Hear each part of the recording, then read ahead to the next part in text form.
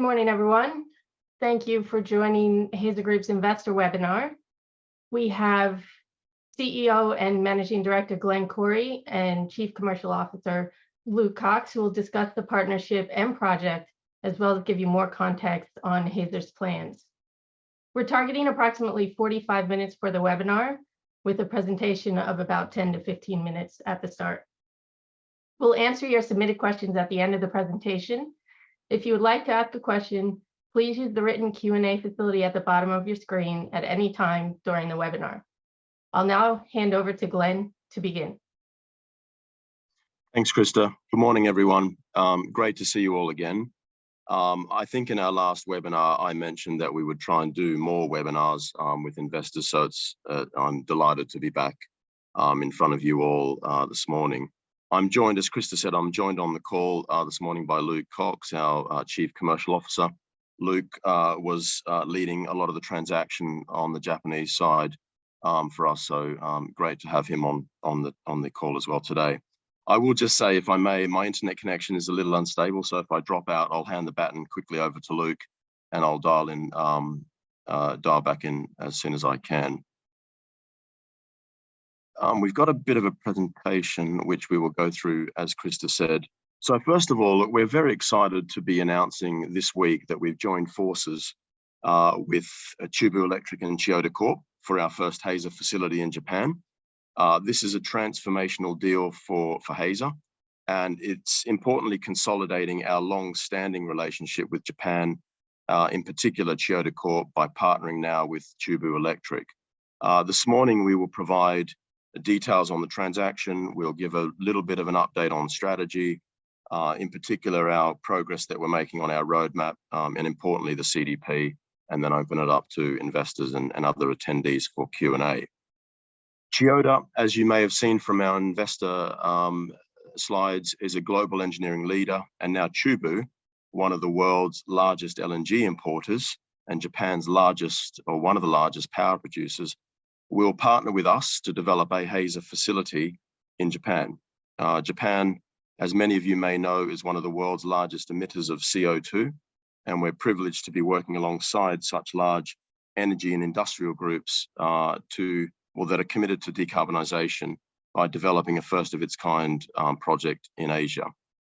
Our deal this week really further validates Hazer technology as a sought-after, unique and disruptive, low-cost, low-emissions, hydrogen and graphitic carbon process that I like to say benefits and serves three markets, three valuable and growing markets, diversifying our risk and at the same time delivering sustainable returns. In terms of our strategy, our vision is to provide a unique climate technology to transform industry and contribute to a sustainable future for the next generation.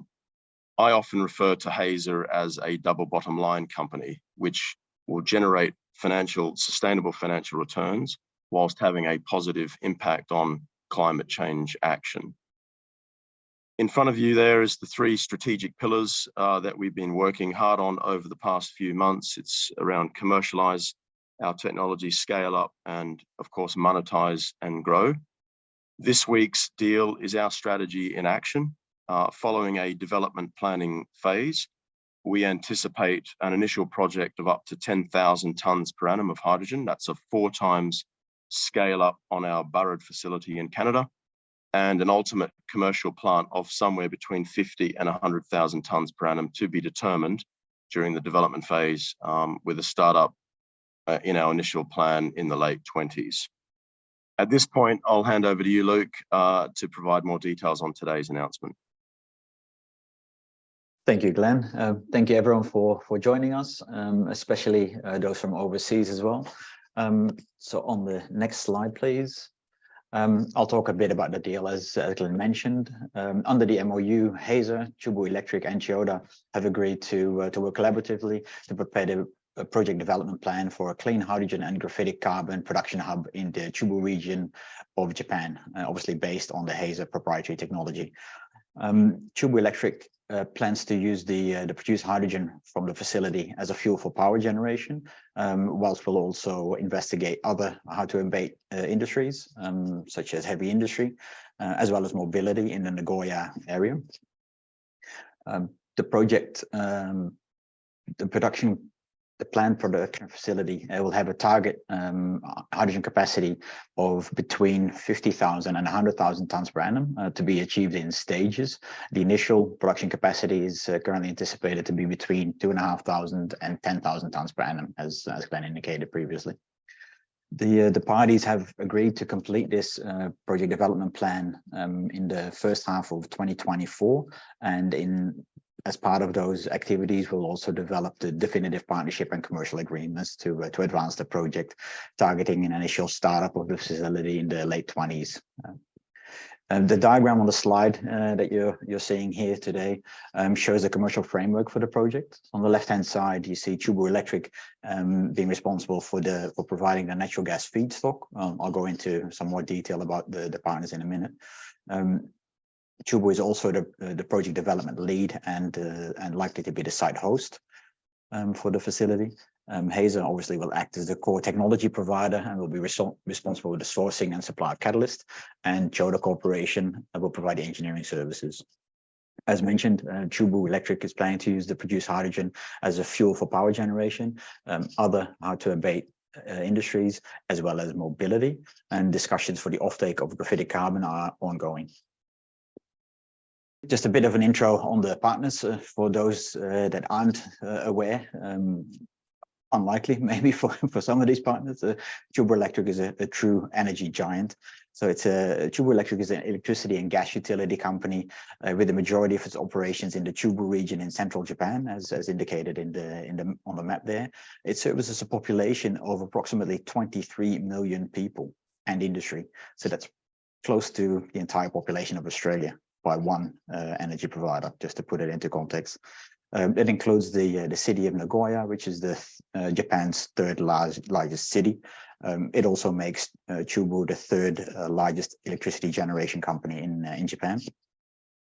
To provide all that electricity, Chubu consumes approximately 15 million tons per annum of LNG, which is up to 20% of Japan's total LNG imports for the entire country.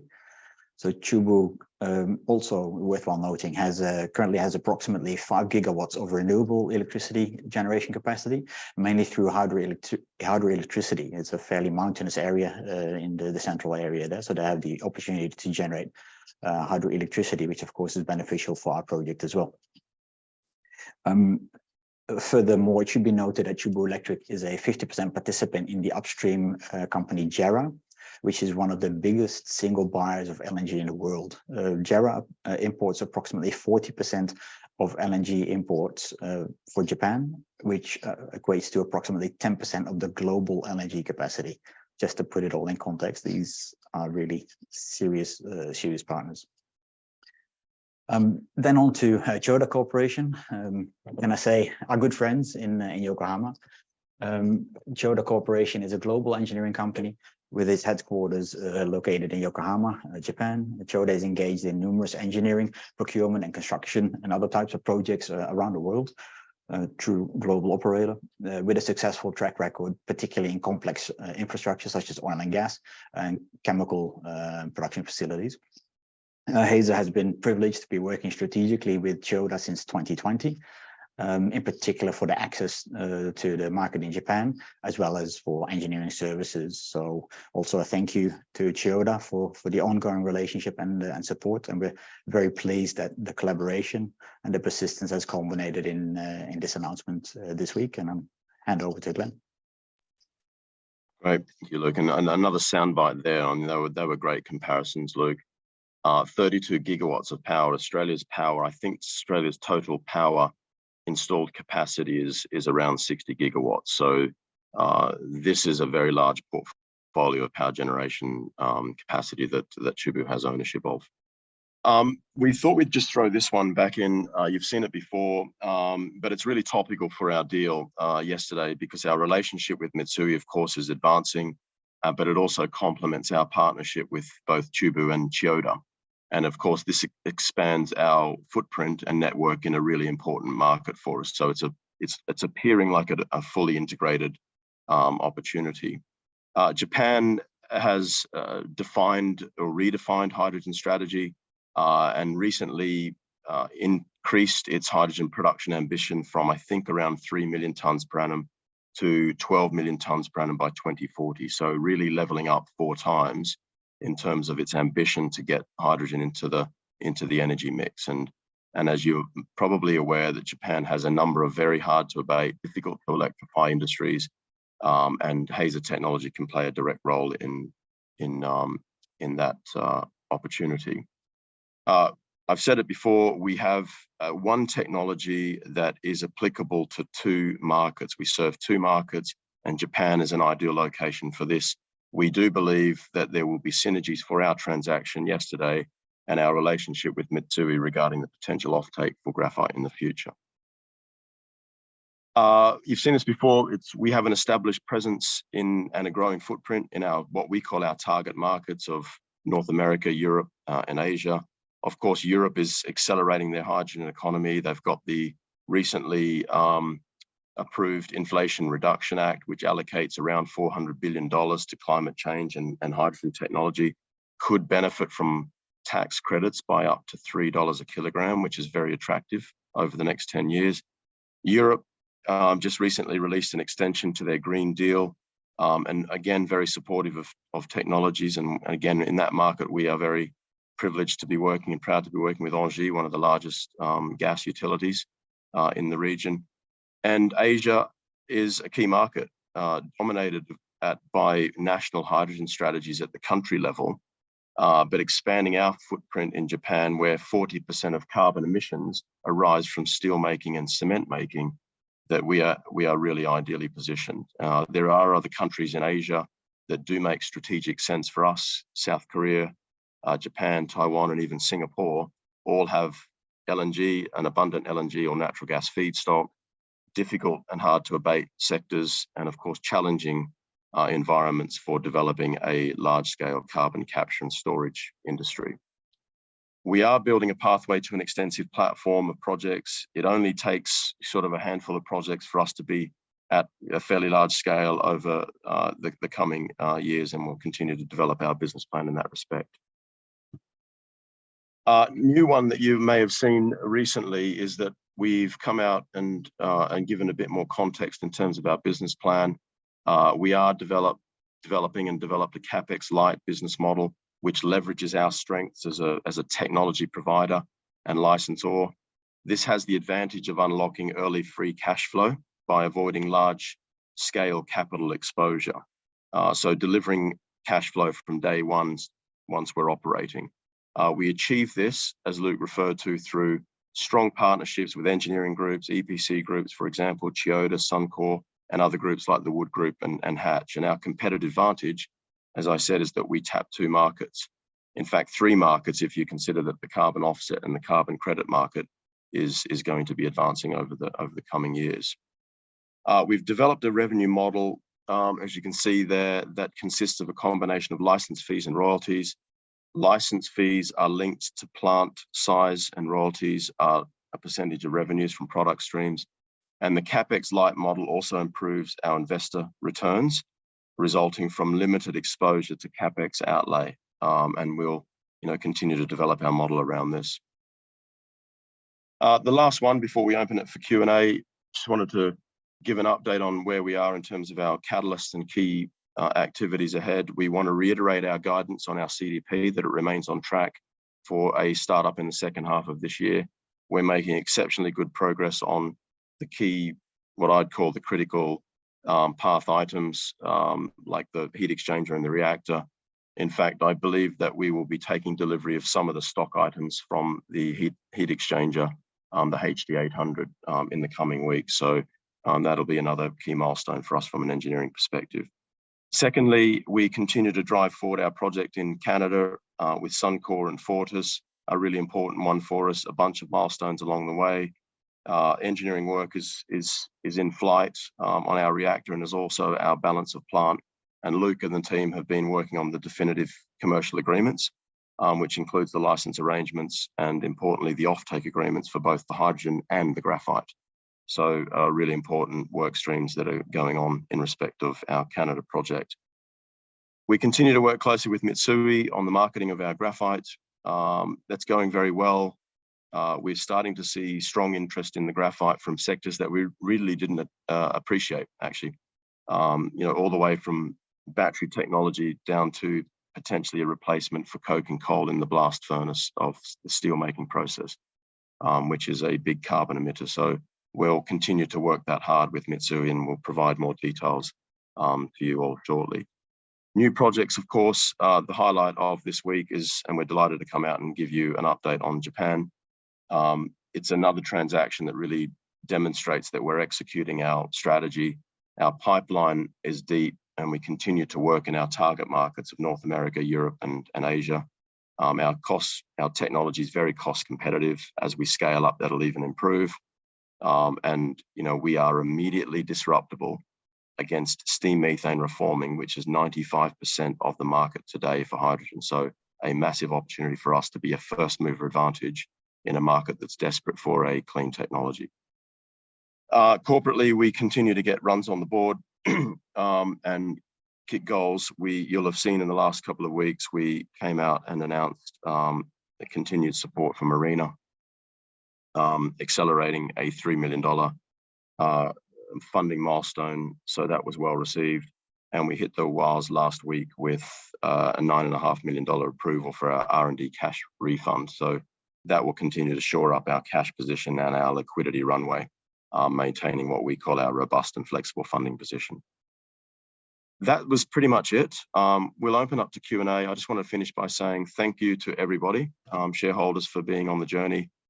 With your support, we are building a unique, innovative climate technology that will have a positive impact on climate change during the energy transition.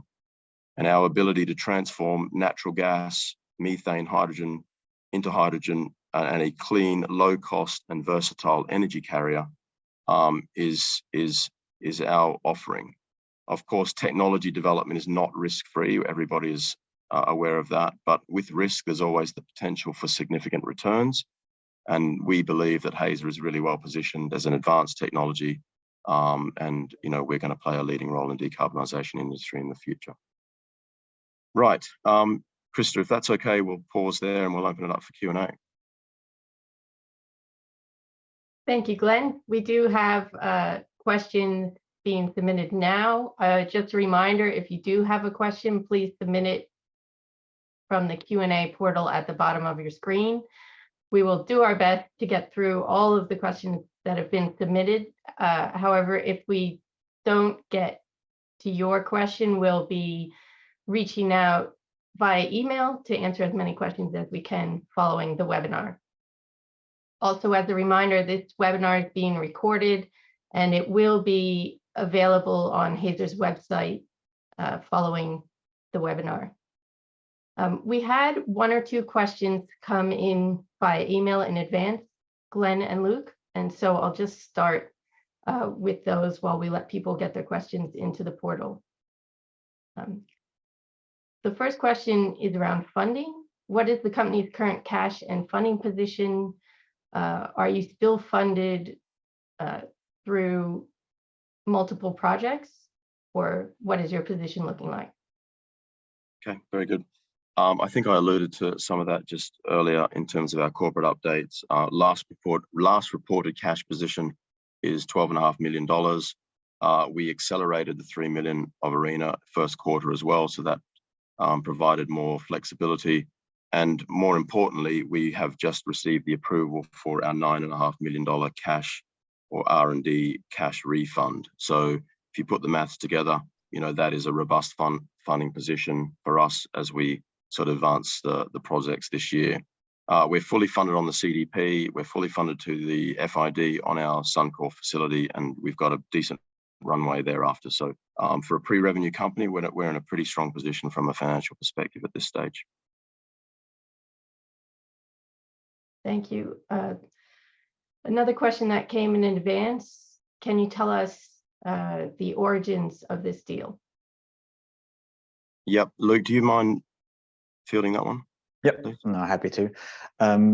As I mentioned in the slides, we've been working with Chiyoda Corporation for a while, since 2020, when we early on identified the market for Japan being quite a strong potential candidate for Hazer's technology. At the time, Japan was one of the first countries globally to have a dedicated national hydrogen strategy, so that the timing was right, we believed at the time. How this works practically is that often Chiyoda Corporation, being a Japanese company, they get the first approaches from Japanese counterparts, and then once it gets tangible and real, that very quickly becomes a three-way discussion, and there's often a technical validation element to it. So Chiyoda did their due diligence way in the past. 2019, 2020, but then also partners also do their due diligence. So we often answer some of their initial questions, talk them through the technology, and then we develop a further transaction that has now culminated in the Chubu Electric MOU with Chiyoda.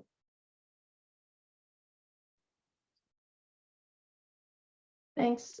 When that's come through the portal, how well protected is the Hazer process? Can a competitor use a similar process without paying a premium to Hazer Group? Very good. I think that probably refers to the IP protection. That's a very good question. We get it a lot. And I'm pleased to say that we have a very robust and strong IP protection strategy. We've been at this for over a decade, and we have granted patents in 24 jurisdictions worldwide for 70% of the technology. So we run a strategy called a defensive plus IP protection strategy, where we try to have a lot of our IP protected, around 70%, and we run with what we call an evergreening plan, where we still have a number of patents live in the system so that we can adjust accordingly if challenges come to us in terms of the technology. That said, we haven't received any challenges, so we are in a very strong position. All of the patents that we have applied for have been granted, and generally speaking, if we get a patent awarded in the US or Europe or both, the rest of the world seems to follow. But for now, we're in a very strong position from a patent protection strategy perspective.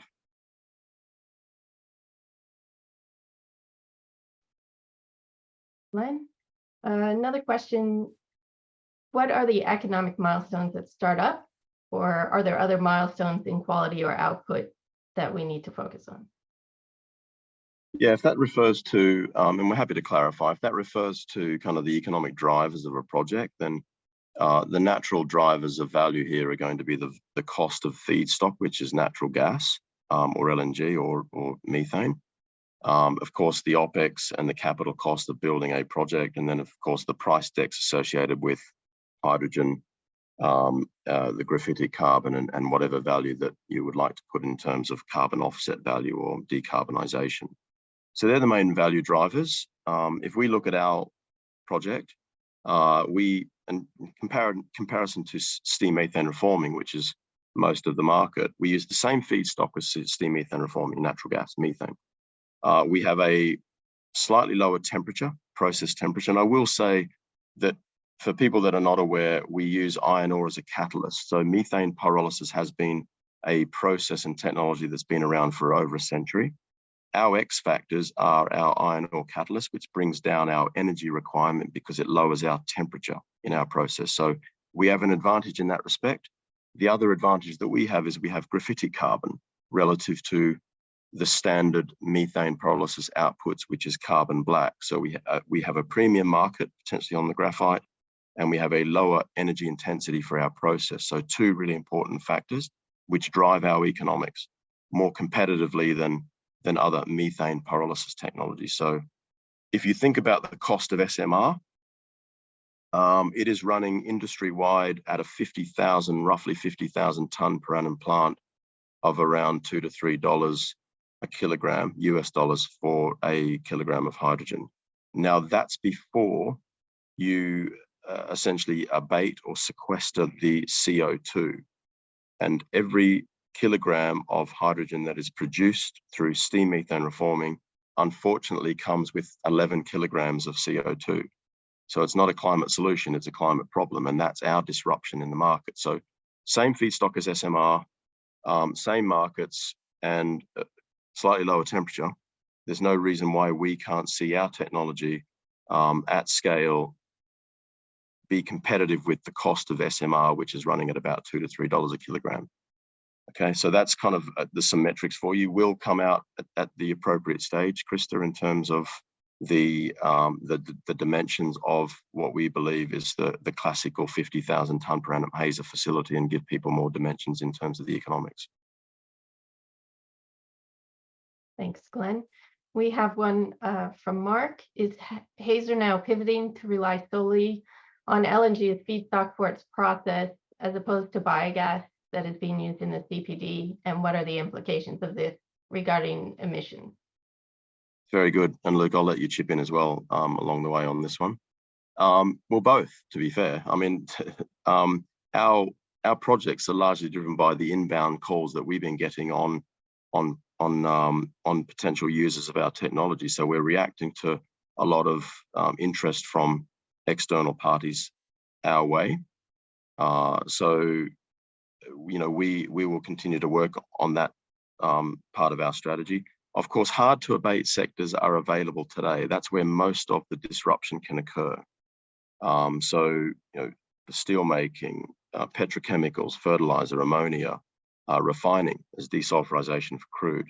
These are very large sectors that require a solution yesterday to fix their decarbonisation plans. Biogas, of course, is an important one for us because it's the same feedstock. It's a little bit dirtier, if you like, than methane, but you know, it's equally applicable. It's a smaller scale, easily deployable. We're there today, so you know, there's potentially two arms to the strategy. You know, we will continue to work through all this. Of course, the CDP, as Luke will refer to shortly, we do use biogas as a feedstock, and it does improve our overall carbon footprint. Luke, did you want to add a few remarks? Yeah, thanks. Well, first of all, I saw another question also asking about the emissions and carbon capture. First of all, as Glenn already indicated just then, one of the aspects that really appeals to partners and make them reach out to Hazer is the fact that we have an inherent carbon capture and storage mechanism, as opposed to their current processes, as Glenn indicated. In terms of biogas, that does remain a very interesting feedstock. As people that have been following the Hazer story for a while might be aware, there's something quite interesting happens when we use biogas or renewable methane as a feedstock. As Glenn indicated, we do have to clean it up a bit because it has impurities in it. But as a renewable form of methane, it then becomes a very interesting from a carbon emissions point of view, because we can actually go beyond zero. We can go carbon negative, which is not a technically correct term. The accountants will point it out to me, so I acknowledge that straight away. But we go into a negative emissions territory. So in jurisdictions where there's a price on carbon and there's biogas, it's quite ubiquitous is the correct term. I think there's a lot of biogas around us and people aren't always aware. Biogas can be found at wastewater treatment plants, landfills at a decent scale. So I think it's quite probable that we will see Hazer plants attached to those sources of biogas to produce very ultra low emissions or negative emissions hydrogen and graphitic carbon product in the future. Yep. Thank you. We've had some more questions coming in around the graphite, and I'm going to probably put 2 or 3 of those together. Can you just talk through what's happening with the purification of the graphite product and how you're looking at that with respect to offtake agreements or partnerships? Yeah, very good. And look, I'll let you chip in on this as well. Just to let people know, we're working the graphite side of our business very hard. Of course, the Mitsui arrangement that we've had since December has been enlightening for us. It also validates the potential market for the graphite that we really didn't understand that well. So bringing them into the fold has been a very important move for us. The work coming out of that has been very interesting. There is a lot of interest in Hazer graphite in some really hard to abate sectors like steel making, where it could potentially replace coke and coal. And of course, we use iron ore as a catalyst in our process, so it does give rise to a small amount of elemental iron in our ultimate overall product stream. So that could actually be a benefit to us as opposed to a challenge. So it depends is the answer to the question. If we use Hazer graphite in steelmaking, actually we might find that actually having more impurity is better for us. If we use it for, of course, battery technology, it'll need to be purified. The lab work is going on with Andy and the team and Ben in Sydney to look at all of these applications on an extensive basis, and that R&D is just going to go on for some time until we crack every nut that we try to crack. Luke, did you want to add? Yeah, thank you. I think there's a lot of potential applications that we are starting to find also that provide large scale, which is also important to point out. The thermal energy storage could also be one of those candidates, very topical in the transition. Yeah, I think it's sufficiently covered by Glenn.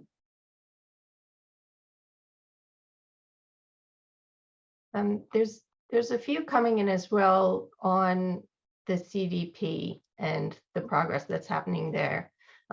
Can you touch a little bit on that manufacturing process and the timeline again? Thank you. Yeah, no, I think it's worth reiterating, Christina. It's a very important question. First of all, we're obviously experienced a few speed humps last year, and I think they were well broadcast to investors in the market. These were supply chain issues, and I said it in our last webinar. There was absolutely nothing to do with the technology.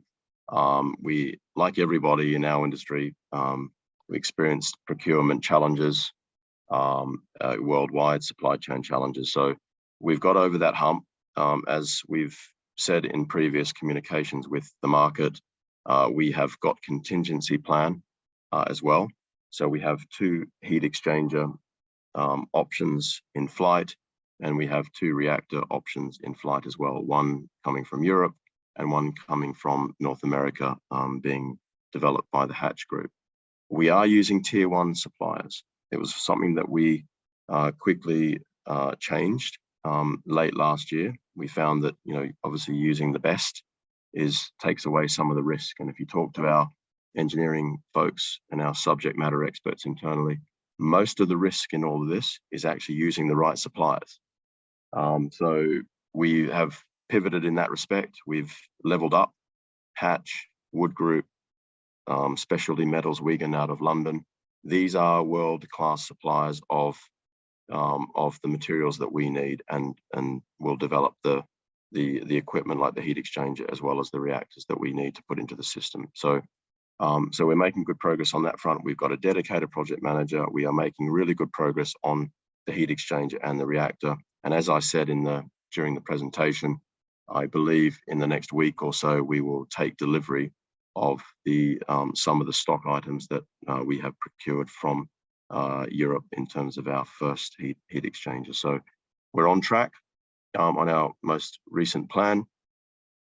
We will provide more details when we've got them in terms of the milestones of the delivery of the equipment that is on order. There's no flags at the moment that have been raised in terms of that. But that said, projects are tricky, and they do take a lot of effort to make sure that they all fall into place. But we put adequate contingency plan in to mitigate as much of that risk as possible. But I feel like we're in a comfortable position today.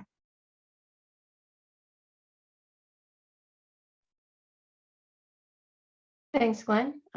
We have a question from Robert. Barriers, challenges, opportunities for further project development by Hazer in Australia. Presumably there are better prospects overseas currently, ? Luke, over to you. Yes, Robert, good to see you online. Forward to seeing you in person again soon here in Perth. Yes, that is correct. There is no one on this call will be surprised that there's a significant amount of interest globally in the Hazer technology. So that's an absolute position of luxury. I'm very cognizant of that fact. But it also gives us the opportunity to work with those partners and those projects that best serve our strategy and ultimately the return to our shareholders. So yes, the vast majority of our activities are overseas.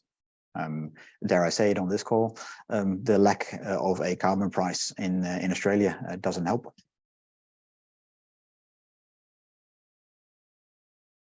Thanks, Luke. Can you talk through, you've talked through the steel industry for graphite offtake.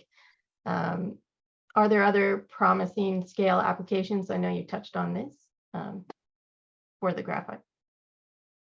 I think we covered most of those. Kristen, I think what we will do is in the short to medium term, we'll probably come out once we've got through the first phase of all the work that we've been doing with Mitsui, provide a bit more, and the work that the lab is doing in Sydney through Andy, our Chief Technology Officer, come out and provide more context and details on that. We appreciate that there's quite a few issues. To be honest with you, though, I will say I'm a lot more comfortable now there than I was when I first joined, and the market here has as we've really dug into it and dived into it, it has brought to bear that there is a quite broad-ranging application for Hazer graphite, and we are very keen to tap into that. Of course, we've got offtake for potentially the CDP and also the Burrard facility, and the more that we look at it, the more that we see that this is a potential sleeping value in the process. I've always said that, it's one technology and we're serving two markets. That's great diversification. And if we can demonstrate that the value of the graphite is there, then with 1 kilogram of hydrogen and 3.8 kilograms of graphite, then you've got a massive kicker in value.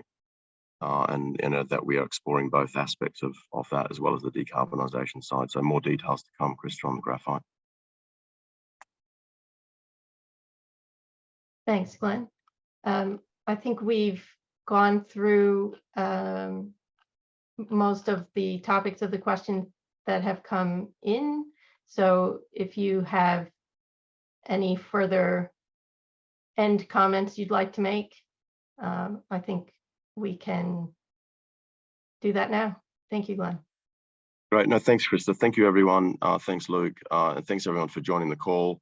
It's great to get together frequently to really give you the update. We're trying our best to give you continuous updates to the extent possible on our progress. Today or yesterday's transaction for us is transformational, and again validates our technology and its applicability to decarbonize industry with tier one global partners that need a solution that is immediate yesterday. So we're excited about it. There's going to be a lot more stuff and catalysts along the way on this journey. So we appreciate your patience and we appreciate your interest and investment in Hazer. Thank you very much indeed. Thank you. This concludes today's webinar briefing. As mentioned previously, this has been recorded and it will be posted to the Hazer Group website as soon as possible following this session. If you do have further questions or need clarification on questions that were answered today during the session, please email Hazer at the address found at the end of the presentation. Thank you for attending. Thank you.